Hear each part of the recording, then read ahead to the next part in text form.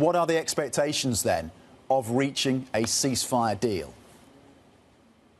Well, good morning, Tom. It was a pretty strong statement put out by U.S. President, the Emir of Qatar, and the Egyptian President Sisi yesterday, all urging on both Israeli and Hamas officials to attend these ceasefire discussions next week to finalize the discussions that have been underway. Very strongly worded statement saying it is time immediately to put an end to the long-standing suffering of the people of the Gaza Strip, as well as the hostages and their families. It is time to finalize a ceasefire agreement and release the hostages and detainees. They also add that it is only the details of carrying out a ceasefire that remain to be negotiated. And we found out just a short while ago that Israel do intend to send a delegation on August the 15th.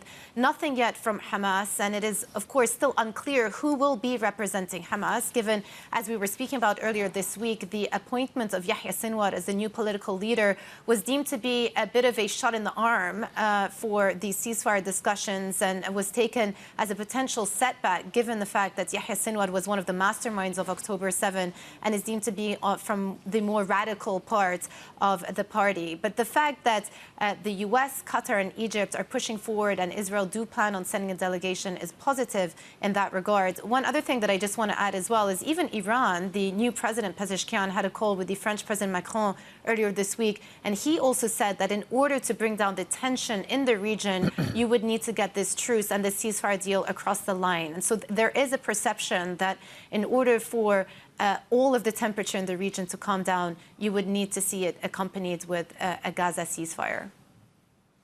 And we've had this conversation so many times, haven't we, Joumanna, about how close they are to a potential ceasefire. We get that proximity. We have the US officials coming out saying we think we're close to a deal, and then it gets caught up for whatever reason. And as you rightly say, many in the region pointing to the essential nature of this ceasefire deal to avoid that further escalation. What is the US doing to try and deter those potential attacks from Iran or its proxies?